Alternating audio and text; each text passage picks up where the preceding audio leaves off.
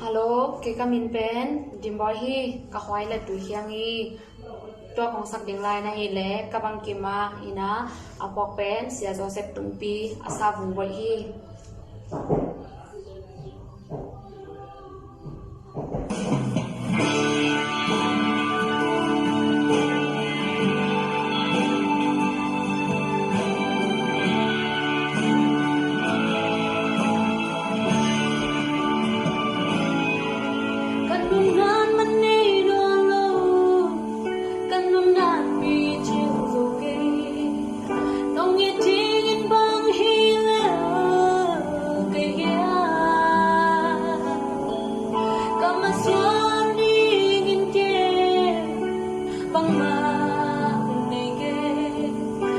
Khi tôi tô nắng mai hồng dòng nghi xin na khát sông đi cái nghe hồi đã khát sông đi cái nghe điều na xiêm na sông cái này cái nghe tô ba sung lung trắng nơi cái hi na bang bang hi nông nông có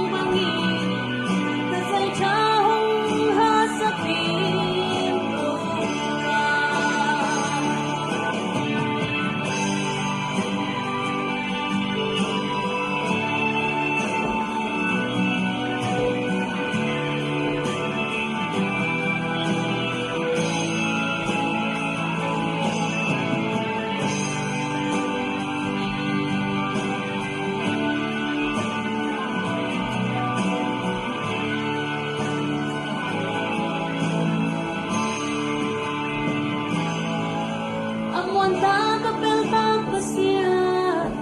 có muốn kim ngoan hoài này tu bằng in kê hông gì đèn hi ít na lại kia bên bên tu ba kê đâu biết mô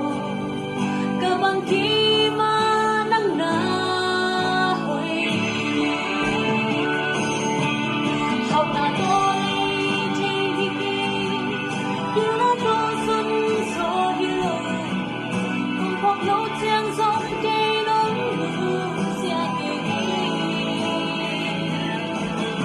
và ngài cha hôm qua đi